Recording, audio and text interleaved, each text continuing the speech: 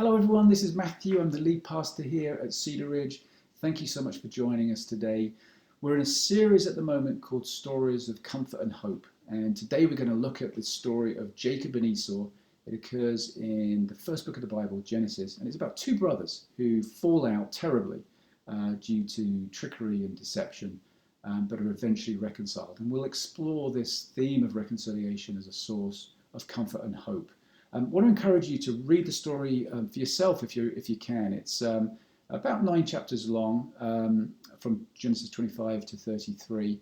But you can read it in one sitting, and you'll get so much more out of the story, I think, if you read it yourself. Hopefully you'll get something out of this message in and of itself too. But I'm only going to be able to just address one or two parts of the story in detail. I'll skim over a lot of it. And I'm going to emphasize today really looking at some of the background, some of the context, hopefully provide some helpful insights that will help you as you look at the story yourself. Also want to encourage you to look at the discussion materials that we have available this week. They focus on using different art forms, music, poetry and paintings, as a way of reflecting on the story. And I think art really helps us reflect in a different kind of way on ourselves and on the nature of reality. I think art, like poetry, can kind of put words to feelings that perhaps we didn't even know we had or couldn't really express. Music can do the same kind of thing.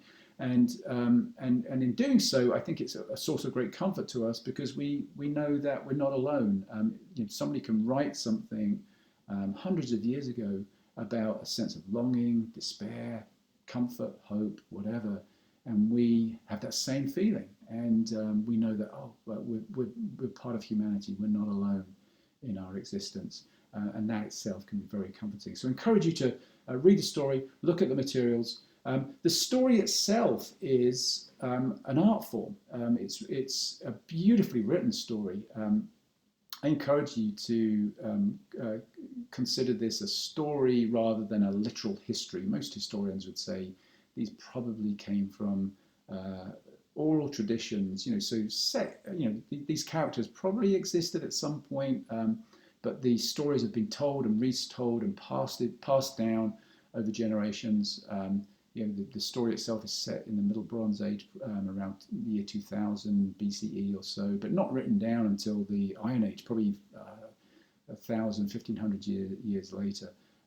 So they're not necessarily accurate history. I'm not sure that they're meant to be, but they're being told for a reason. And so we're going to look at the way they're told, how and why, as well as what we are being told. And I think that we'll get much more deep meaning out of it there. Rather than just a specific history. We'll get a meaning that I think we can apply much more to our own selves universally if we look at it that way. We've got to bear a few things in mind as we read them though. Firstly, these stories have an agenda. The agenda is a political one in many respects. Israel is writing these stories down to show why they are in the land they're in, who their enemies are and why, and how God has been with them all throughout and is with them now. So there's an agenda there that isn't necessarily our agenda. We can probably be a little bit more objective about it than that. So that's something to bear in mind. Also, these stories are from a very different world to ours. There's something about that is very obvious, and that's the sort of the blatant patriarchy. I'm not saying patriarchy doesn't still exist, but it's so blatant in these stories. There's polygamy and the use of handmaids and all sorts of treachery and cheating and lying. I don't think we're meant to think that that's right just because it's there in the Bible. That's just part of the historical context. But there's other aspects to this story that I think maybe we are less obvious. Or we're different in a less obvious way. And that's, for instance, the way in which God is described, or the view about how God acts, who God is or what God is. And in these stories, the notion of God is very similar to the ancient Mesopotamian pantheon, the Canaanite pantheon, and later the Greek pantheon, where gods are very mythological. They are almost like human beings with supernatural powers who come and go, intervene sometimes, don't intervene on other times, who who are can be treacherous and fickle, take sides and all that kind of thing. And we need to be careful, I think, that we don't therefore say, oh, that's how God is, because we know the view of God changes over time in the scriptures. Jesus brings a different view about God, and I think as a humanity, our view of God has evolved over time, and that's not a bad thing. So we need to just bear that in mind as we read the stories. And I think we're given permission to do so by the text itself, actually, because there's different ways of looking at God in the story itself. There's a name for God used, Elohim, where God is often transcendent, removed, somewhat austere. There's another name for God used, Yahweh, and that God seems to be much more immanent, present, more human-like, takes sides, and is sort of moving the story along. And so, there are different views of God even in this story. And so it's okay, I think, to look at the story in that sense somewhat critically. And we'll come on to that a little bit more at the end as we sort of wrestle with our view of who God is and what God's like, which I think is part of what comes out of this story. So let's jump into the text itself. The context for it is the story of Abraham. And in chapter 12 of Genesis, Abraham, as he's called then, is promised by God that he will be given a land, given a whole nation of people to populate that land, and that he will be prosperous.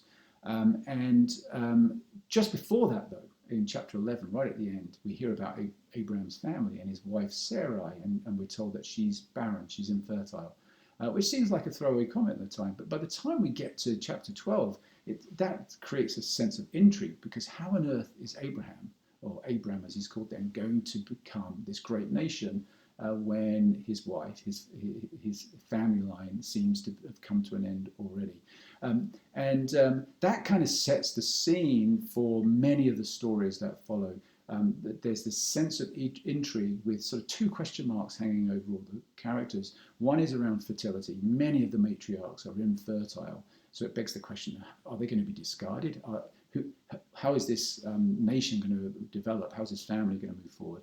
And then over the children, there's a question mark over who's going to inherit the future. Is it the older sibling, as is usually the case in that culture, or is it the younger one, which is very often the case in these stories? And those two aspects are very much present in this story of Jacob and Esau, which we're going to look at now. So let's jump into the text in chapter 25. And we'll begin reading from verse 19. It says this: "This is the account of the family line of Abraham's son Isaac. Abraham became the father of Isaac, and Isaac was 40 years old when he married Rebekah, daughter of Bethuel, the Aramean from Paddan Aram, and sister of Laban the Aramean. Isaac prayed to the Lord on behalf of his wife because she was childless. The Lord answered his prayer, and his wife Rebekah became pregnant. The babies jostled each other within her, and she said, 'Why is this happening to me?' So she went to inquire of the Lord. The Lord said to her, 'Two nations are in your womb, and two peoples from within you will be separated. One people will be stronger than the other, and the older will serve the younger.' When the time came for her to give birth, there were twin boys in her womb. For the first to come out was red, and his whole body was like a hairy garment. So they named him Esau. After this, his brother came out, and grasping the heel of Esau. So he was named Jacob. Isaac was 60 years old when Rebekah gave birth to them." So what we have here is, I think, we kick off the story with two great comparisons. The first one is a comparison between Rebekah and Isaac. We're told that this is the story of Abraham's son Isaac, whereas really Isaac figures as a very low-key character in this story. It's really about Rebekah and her sons, Jacob and Esau. And so whereas Isaac is somewhat of a passive character, Rebekah is a very strong character. She's even given her own genealogy. I don't know whether you noticed that. That's very unusual for the ancestry of a woman to be cited in ancient literature, but it is here as a sort of a mark of the strength of who Rebekah is as a protagonist in this story. And she's, like a lot of the matriarchs, she's barren. She's unable to have children, but she eventually conceives and has twins. And these are Jacob and Esau, or Esau and Jacob. Esau is kind of set up from the very beginning here. His name means hairy. He's covered in hair. Hairiness in the ancient world was akin to wildness, to unsophistication, if you like. Think of the Epic of Gilgamesh and Gilgamesh's friend Enkidu, who's this sort of subhuman, wild character who's covered in hair. Esau seems akin to that, and he's red, and the Hebrew word for red is the Hebrew word very similar to the Hebrew word for Edom, the nation, and we find out later in Scripture that Esau is the father of the nation Edom, and in fact the capital of Edom, Seir, is the same root word in Hebrew as the word Esau. So there's a lot of Hebrew punning here to show us that poor old Esau is unlikely to be the successful one. He's unlikely to be the one to carry the promise forward. On the other hand, with Jacob, we're not told what Jacob looks like. We're told how he acts. Even as a baby, he's grasping. He grasps the heel of Esau. The word Jacob is a pun on the word in Hebrew for heel, and it means deceiver, grasper, trickster. And so we get a sense that probably it's going to be Jacob who's going to be the one who wins the day here. And of course, we've seen this before in stories like Cain and Abel, Isaac and Ishmael, where the younger brother prevails over the older. So we're set up in this story for some of the conflict that is to come. Now, Jacob, as they grow up, deceives Esau twice. We're going to look at the first occasion. It follows right on from what we've just read. In Genesis chapter 25 and verse 27, it says, "The boys grew up, and Esau became a skillful hunter, a man of the open country, while Jacob was content to stay at home among the tents. Isaac, who had a taste for wild game, loved Esau, but Rebekah loved Jacob. Once when Jacob was cooking some stew, Esau came in from the open country, famished. He said to Jacob, 'Quick, let me have some of that red stew. I'm famished.' This is why he is called Edom." That's the word red again. Jacob replied, "First sell me your birthright." "Look, I'm about to die," Esau said. "What good is the birthright to me?" But Jacob said, "Swear to me first." So he swore an oath to him, selling his birthright to Jacob. Then Jacob gave Esau some bread and some lentil stew. He ate and drank, and then got up and left. So Esau despised his birthright. Again, we have some interesting comparisons here. Isaac loves Esau. We're told because he likes the game that he catches. I mean, it doesn't seem like a particularly good reason, but we're given a reason. Whereas Rebekah loves Jacob for no apparent reason, or we're not told. The narrator is silent on that. Perhaps she's trying to counter the favoritism of Isaac, or perhaps she's kind of backing the right horse. She, from that prophecy we heard in the previous passage, knows that Jacob's going to prevail. So she's on Jacob's side. We don't know, but certainly we'll find out that Rebekah herself is a bit of a wheeler and dealer. She's a bit of a trickster herself. And that might be a familial trait that she passes on to Jacob. Her brother Laban, who we'll meet later, is also a bit of a trickster. But in the case of Esau and Jacob, again, we have another interesting comparison. Esau's this outdoors kind of guy, somewhat of a wild guy, and then he comes in famished. And you wonder, why are you famished when you're a hunter? You would think you should have caught some food for yourself. And he's prepared to sell his birthright for a pot of stew in that particular moment. I'm not sure we should take that literally. I mean, who would do that? The birthright is the double inheritance. So the older child would receive double the inheritance of the other children. It's of huge economic value. It seems unusual that someone would just trade that off for a meal. But I think what we're being told here is Esau is someone who lives by his appetites. He kind of lives in the now. He's not thinking ahead. He's not planning ahead. He's just kind of spontaneous and rash. Whereas Jacob is thinking and planning and somewhat manipulative. He's described as a man who stays at home. That word is perhaps translated quiet, or and quiet in the sense of cunning, calculating. It's a difficult word to translate, but certainly that's what comes across in this scene. Jacob uses very sophisticated language, very technical legal language in wrestling the birthright from Esau, whereas Esau uses very coarse language that's not very sophisticated. And immediately following this passage, in the beginning of chapter 26, we read that there's a famine in the land. And I think that really creates, again, a sense of tension. Who do we want to lead Israel into the future?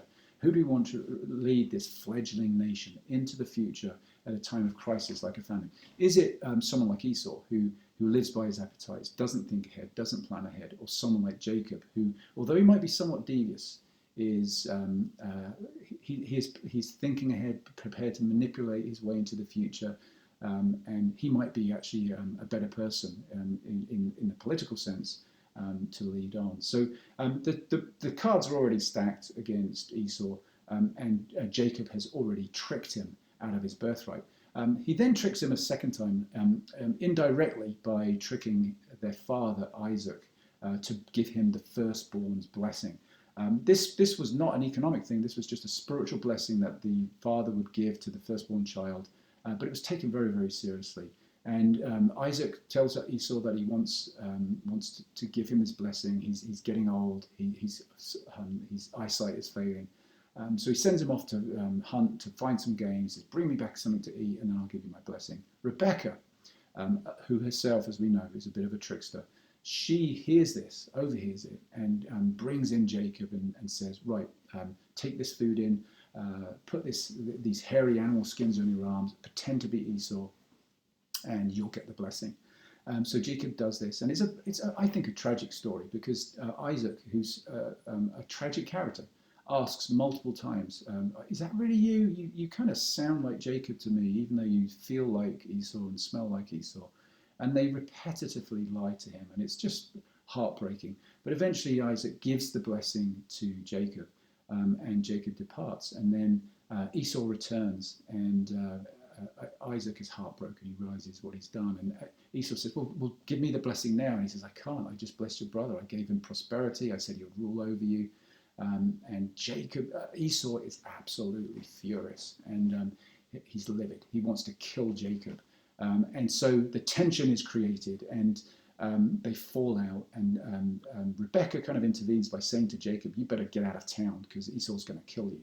And so she tells him to head out to her brother Laban, who lives in Paddan Aram, which is in northwestern Mesopotamia. And she says, "Go under the guise that you're looking for a wife there." So off goes Jacob. So Jacob now sets off on this quest, on this kind of hero's journey, if you like, where he goes out. He has all kinds of struggles and obstacles to overcome, and somewhat of an adventure, and is transformed by that, and then returns home, and, as we'll see in a moment, eventually reconciles with Esau. But he has two experiences, two interesting experiences, one on the way out and one on the way back. I'm going to, again, just sort of skim over these, just to share the story a little bit. But on the way out, he has this dream. He stops, lays his head on a pillow, falls asleep, and dreams that there's a ladder connecting heaven and earth, and there's these angels going up and down. It's called the dream of Jacob's ladder. Very famous, been depicted in art in all kinds of varied and beautiful ways. He takes the stone and makes it an altar, which he dedicates to God. And he's kind of somewhat surprised to say that God is here. He calls the place, names the place Bethel, because that means house of God. And this, I think, signifies the fact that Jacob realizes that God is present everywhere. The stone perhaps represents the fact that God is present in all of creation. Not just in certain places at certain times, not just pro certain nations and against others, not just a territorial kind of God, but a universal, omnipresent God. And that's a very different notion of God that's expressed here.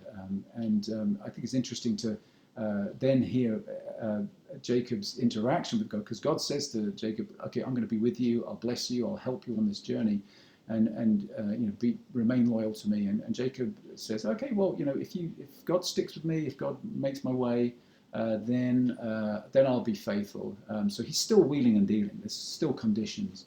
He's it seems forever the trickster. Anyway, he arrives at his uncle Laban's.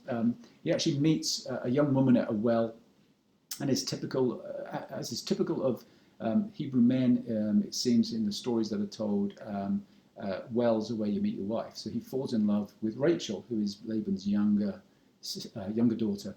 And Laban says, you can marry her if you work for me for 7 years. And so he does that. He works for 7 years. But then Laban tricks Jacob. And he rather than giving him Rachel, he gives him Leah, his older daughter. And Jacob's very upset. But Laban says, well, if you work for me for another 7 years, you can have Rachel. And so he does that. And he eventually marries Rachel. Women treated like a commodity here. Again, very patriarchal society. Rachel is barren. She's infertile. She's obviously Jacob's favorite wife, but she's infertile. And like Rebecca was, and Sarah before her. So she gives to Jacob her handmaid. It's like a scene out of The Handmaid's Tale. He has children through her handmaid. He also has children with Leah and children through Leah's handmaid. Eventually, Rachel becomes pregnant herself and gives birth to Joseph. And there's an interesting little bit of interaction, though, I think, also between Rachel and Leah. They're kind of at odds with each other. There's a lot of jealousy. But they kind of barter with one another over who would have sex with Jacob. And Jacob he's almost like a passive character in this. He doesn't come across in that sense as a strong male character. The women seem to be much stronger. And one episode they barter with mandrake roots, and Rachel seems to want mandrake roots. Mandrake roots, if you remember from sort of folkloric history, including in the movie Harry Potter, or in the books Harry Potter, the mandrakes figure prominently there. They have these magical qualities, medicinal qualities, and including a cure for or helping with infertility. And so Rachel may have sought out these mandrakes in order to get pregnant. But it's interesting, just in that episode, I think there is, again, some women have some control in this story. They're not just passive characters, which is a little unusual in the ancient world. But Jacob carries on with Laban. He works for him, and he then deceives Laban. He tricks Laban, and he does it in this kind of sneaky way by taking some of his own herds of goats and sheep and breeding them with the stronger ones of Laban's herd. And as a result, he builds up a very strong herd, and Laban's gets weaker and weaker. And so Jacob becomes much more wealthy. And Laban catches on to this, and they have the falling out themselves. And he's kind of chased out of town. Eventually, they reconcile somewhat, and Jacob decides it's time to go home. And he heads off back to his homeland, but he knows he has to face Isaac. And he seems to be predisposed to reconciling with Isaac. There's a little bit of ambiguity here. Like, is he seeking to reconcile with Esau? Sorry, not Isaac. Esau, I should have said earlier. Is he seeking to reconcile with Esau? Somewhat, mercenary kind of way. He just he needs to get back home, and so he's going to sort of pay off Esau. And hope everything will be okay, or is he truly remorseful? We're not 100% sure yet. But what he does do is send some messengers ahead, and they bear all kinds of gifts of animals and all kinds of expensive items for Esau, and that's obviously intended to please Esau. The messengers return and say to Jacob, "Yeah, we gave the gifts to Esau, and he's coming to meet you with 400 men." So Jacob is understandably nervous about that. He's not quite sure what kind of response this is. Maybe Esau's out to get him. Maybe Esau still bears a grudge. So he keeps moving forward on his journey, and he sends his family across the Jabbok River. And this is a very significant river for Jacob. It's actually a pun on his name, Jacob, the Jabbok River. And he stays behind for the night. And he's prevented from crossing when he decides to by this strange figure. It's described as a man, but this man fights with Jacob and wrestles with him and refuses to let him cross the river. And we're going to pick up that story here. As Jacob is returning in Genesis chapter 32. Here's what it says. When the man saw that he could not overpower him, he touched the socket of Jacob's hip, so that his hip was wrenched as he wrestled with the man. Then the man said, "Let me go, for it is daybreak." But Jacob replied, "I will not let you go unless you bless me." The man asked him, "What is your name?" "Jacob," he answered. Then the man said, "Your name will no longer be Jacob, but Israel, because you have struggled with God and with humans and have overcome." Jacob said, "Please tell me your name." But he replied, "Why do you ask my name?" Then he blessed him there.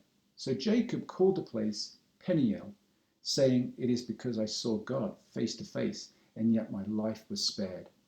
So this is a really interesting story because Jacob wrestles with someone who he later seems to think was God, but in the text it says it was the man. So we're not really sure. It's a very unusual kind of encounter. I think what's important here, though, is that this is a transforming moment in Jacob's life. This is an important part of the hero's return. He's different. Not only is he physically different, he limps because of this injury he receives. There's a sort of vulnerability to him now, if you like. But his name is changed, and his name is changed to Israel, meaning one who wrestles with God or one who struggles with God. And I think what we're getting here is that Jacob is sort of the exemplar, if you like, of a person connected to God in the Hebrew sense. And that is somebody who wrestles with God, not somebody who just submits or who seeks to placate God, but someone who engages with God, someone who is not just a pushover. And it's interesting to compare Jacob with characters that have gone before him. For instance, Adam and Eve were portrayed as ones who kind of rebelled against God, who free will didn't work, if you like. Noah is portrayed as one who's on the opposite end of the spectrum, just blind obedience. He doesn't, when he's told to build an ark and God tells him he's going to destroy the earth, Noah just receives it blindly and obediently. Abraham's a bit of a mixture. He kind of barters with God over Sodom and Gomorrah, but at the same time is blindly obedient in offering to and being willing to sacrifice his own son Isaac when God apparently tells him to do so. So it seems like there's this back and forth that we see in the characters that God relates to in the Hebrew story. And in Jacob, it's like God is saying, "This is what I want. I want someone who's going to engage with me, someone who's going to wrestle with me, someone who will contend with me." And that's the sort of relationship that I'm looking for. That's kind of different, I think, to the relationship we might expect this kind of a God to want to have with people. But that's what we're seeing here in the text. So Jacob crosses over the river. We'll come back to that point in a minute because I think it's relevant for us in how we apply this story. But Jacob crosses the river and he approaches Esau, and he's very nervous, and there's a lot of tension at this point. But what we read in Genesis 33 is, I think, really beautiful. In verse 4 it says this: "But Esau ran to meet Jacob and embraced him. He threw his arms around his neck and kissed him, and they wept." And that, I think, is not only a beautiful reconciliation, which kind of cuts the tension, it just breaks the tension, but it's also, I think, very reminiscent for us of another story that we read in the Christian scriptures, a story that actually Jesus told in Luke 15. And if we look at that story, which was about a son and a father that fell out, and the son goes off and then decides to return and hopes that his father will accept him again. In chapter 15 of Luke, in verse 20, we read, "So he got up and went to his father. But while he was still a long way off, his father saw him, and he was filled with compassion for him. He ran to his son, threw his arms around him, and kissed him." Just beautiful language, and it's hard to imagine that the writer of Luke was not thinking about the story of Jacob and Esau when they wrote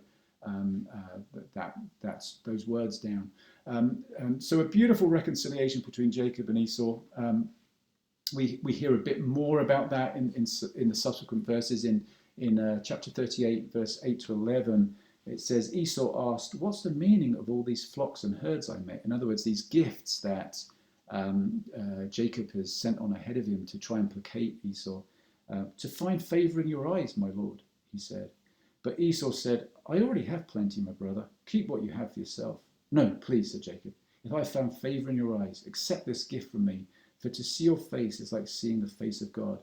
Now that you have received me favorably, please accept the present that was brought to you, for God has been gracious to me, and I have all I need. And because Jacob insisted, Esau accepted it. I think what we see here is how these two brothers are no longer worrying about money, about economics, about possessions, about birthrights and blessings and that kind of thing. They're just seeing each other's humanity and seeing themselves as brothers rather than as commodities or people to be used and abused. And there's something just beautiful and touching about that. And that seems at the heart of reconciliation, to see the face of God in another. How could we not reconcile if we saw one another that way? How could we not feel accepted if others saw us that way? Just really beautiful language. So let's talk a little bit then about how we might apply this to our own lives. What source of comfort and hope can we take from this story for our time? And I want to look at this in both from the personal perspective. I mean, many of us are in situations where we need to forgive or be forgiven, and we're seeking reconciliation that way. I think we need reconciliation in our society collectively. And also, I think there's probably a sense in which we need reconciliation with God. And what I mean by that is perhaps we're out of sorts with God. We might be angry at God or confused by God, especially in a time like this. And how can we reconcile that? How can we come to terms with God, if you like, and perhaps wrestle a bit with God? So we'll look at all these things. First of all, I'm going to make 5 points here. Reconciliation is a journey. It's a process. We see this reconciliation played out over several chapters. It's a long story. It doesn't just happen instantly. It's kind of backwards and forwards, and at times confusing and complicated. And most of us probably find ourselves in the middle of this kind of a story. Some of us may have experienced beautiful reconciliation, and that's wonderful. And I think that itself is very comforting. But maybe we need to seek comfort in the fact that even though we're in situations that haven't really resolved yet, we're not alone, and we're on this journey. We're in a process. It's not over yet. And I think of a situation actually that I'm in at the moment.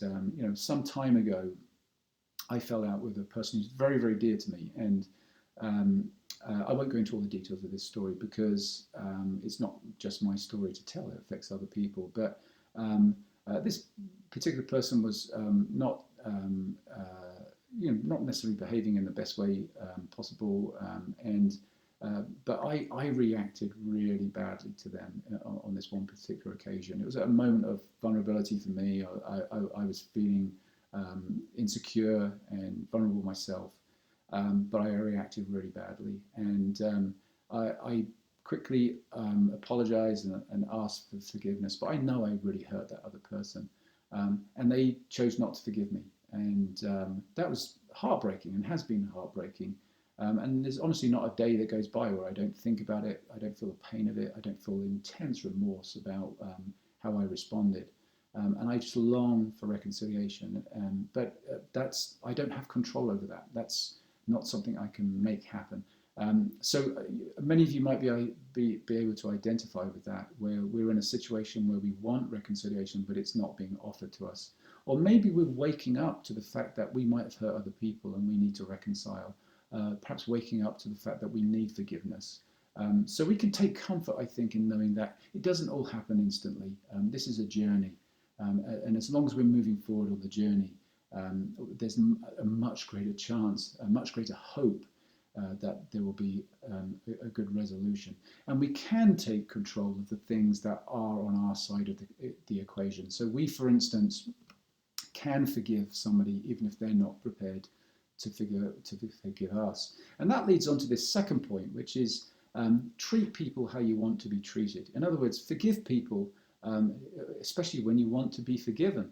And this is obviously at the heart of Jesus' teaching in Matthew chapter 7, which is part of the Sermon on the Mount that we looked at recently. in verse 12, it says, "So in everything do to others what you would have them do to you, for this sums up the law and the prophets."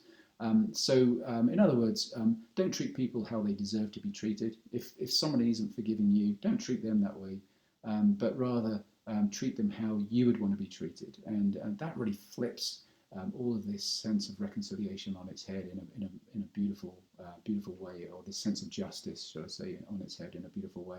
I think what we see in this story actually is kind of the opposite played out in some respects. One of the morals of this story of Jacob and Esau, it could be trick and you will be tricked, because there's this sort of sense of karma here in that Jacob, who tricks his brother, his older brother, out of the birthright, is then tricked by his mother's brother.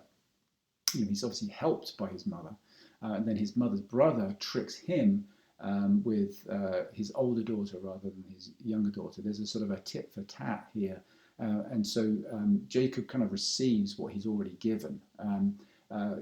The more biblical view of that would probably be you reap what you sow, or if you live by the sword, you die by the sword, or in more colloquial terms, what goes around comes around. And that might not sound actually very hopeful or comforting to us, because we're like, oh, do I really want to do I really want to reap what I sowed? But I think one, it can provoke us to the golden rule of Jesus: do to others as you'd have them do to you.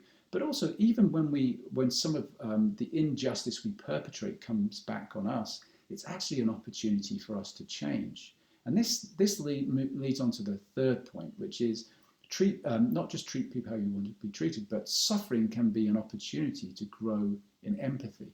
In other words, we are given an opportunity when suffering comes to us, perhaps even sort of this sense of what goes around coming around.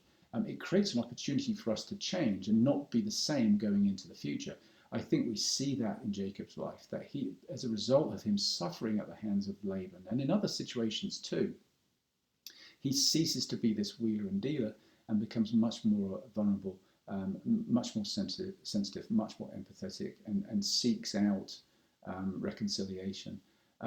I think this is a really important point for us, and again, a source of hope and comfort, because I think it affects us perhaps collectively. Like, I think collectively we struggle to be empathetic. So privileged populations, I think, struggle to really empathize with oppressed populations, and we can sort of hide away in our bubble of privilege and comfort, and not really see truly what's going on in the lives of other people who are oppressed. And this leads on to the fourth point, which, and I'll come back to this empathy issue in a second, but the fourth point is to love another person is to see the face of God.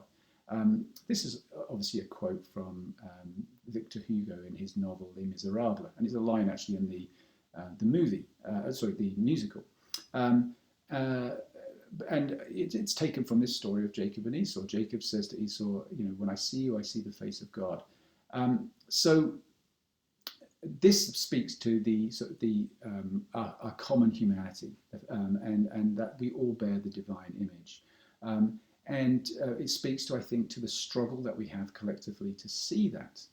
We don't always see ourselves as one with other people. We struggle to empathize. We struggle to see the face of God in people who are either our enemies or very different to us, or in a very different situation to us. And I think this is where the empathy comes in. Let me explain perhaps about our current situation. I think right now we are seeing more than ever, perhaps, or we have an opportunity more than ever to see our common humanity in the pandemic crisis that we're in. And we're seeing the inequality of it. We're seeing the fact that the effects of this pandemic are affecting the poor. They're affecting people along issues, racial lines, much more severely than many other cultures. And it's tragic, it's terrible, it's awful. We see the inequality and we're angry about it, and we're traumatized by it. But the reality is that inequality has always been there, especially when we think about health. It's always the poor, and very often poverty determined by race because of history and systems that mean that poor people are often more unhealthy and are subject to diseases more than people who are in a more privileged position. So this inequality has always been with us. And yet we're more angry about it now, and we're seeing it for what it is, and we're celebrating things like the stimulus package and action that's been taken to help people who really need it.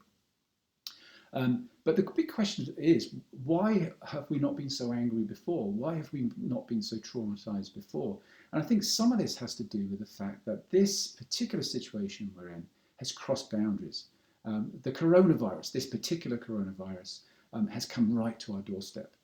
It's crossed a boundary that it hasn't before. And so we are vulnerable. Privileged people feel vulnerable. People in communities that have heretofore not felt this sense of insecurity are now feeling insecure. We might get the virus. We might be sick. We might have loss of income. We might lose loved ones. And we're suffering with what many other people have always suffered with, but we just haven't really noticed. And I think the key to this is the previous point. It's suffering causes empathy. That's kind of a hard point to take, and it might not feel all that comforting in some respects. But I think in another way, it's very hopeful and very comforting, because if this pandemic was not a pandemic, but an epidemic and just contained in Africa, let's say, I don't think, or I wonder, would we be seeing the same kind of response, the same kind of traumatized response, the same kind of anger, and the same kind of aggressive action against it that we are seeing today. The fact that it's crossed boundaries, the fact that it's become much closer to us, means that we are empathizing way more because of our suffering and taking action accordingly. And what we have to do, I think, as we go forward, is as a human race, collectively, is embrace reconciliation by not going back. When this eventually resolves, it will be very easy for us to go back to our old ways of inequality. But we have an opportunity right now, because of our empathy and this empathetic state that we're in, to be different. And that's part of reconciliation, I think. And that's really hopeful. And that can be really comforting for us collectively, even though it probably feels quite uncomfortable for many of us who have been on the beneficiary side of that equation up until now. Finally, the last point is it's okay to wrestle with God. And on this one, I really want to just address the fact that I think many of us are struggling with our spirituality right now in this current crisis. Is God in control? Is God loving? Is God the kind of being that gives coronavirus or takes coronavirus away? How should we pray? Is it worth praying? Are we just being left alone? Does God intervene? Does God care? All those questions, I think, are very normal, typical questions that come up right now. And you know, very, very often there are answers to those questions that satisfy some people, but some of those answers don't satisfy others. And I think it causes us to struggle. And we can be uncomfortable with that struggle. It doesn't necessarily feel like hopeful or comfortable or comforting. But I think this story tells us that it's okay to struggle. It's okay, in fact, to wrestle with God, to be active in our wrestling, to question, to doubt, to struggle with. And rather than just accepting perhaps our previous or up till now perceptions about what God is like or who God is, situations arise that cause us to ask questions and to struggle with that. And let's do that. Let's struggle with it. Let's not just quietly acquiesce. I don't think this story is telling us to do that. Let's not just submit and pretend that there's nothing wrong or that we don't have any issues. I think that leads to anger, frustration, resentment, and not reconciliation. I'm not saying that there's an easy answer to this, and you know, I think we've all got to do that struggling and wrestling ourselves. But let's do that rather than just backing away or ignoring it. Part of this story of reconciliation is coming to terms with God. That doesn't just mean submitting to God as some authority figure who cannot be questioned, but someone with whom we can wrestle. And that's going to change our views of God. And I think we've got to be prepared for that, even though that can feel a little bit scary. and uncomfortable in and of itself. Let's do that. Let's engage. I think we can. What can help us with that is some of the issues that are in the materials for this week, as we explore the emotional side of this and use poetry and music and art to help us with that, and then have conversations with one another. There's some at the end of the material. There's some discussion questions about how you experienced the artistic expressions and how you experienced this message, for instance, how you experienced the story of Jacob and Esau when you read it. And let's share honestly with one another in our groups about how we're doing that wrestling. Let's share, if we're not in a group, let's find a trusted friend and share with them, and together continue this journey of reconciliation that's about our personal relationships, about our collective humanity, and coming to terms with who God is. Thanks so much for listening. Please, again, do download the discussion materials, and I hope that you take great comfort and have great hope through reading the story of Jacob and Esau. Thanks so much.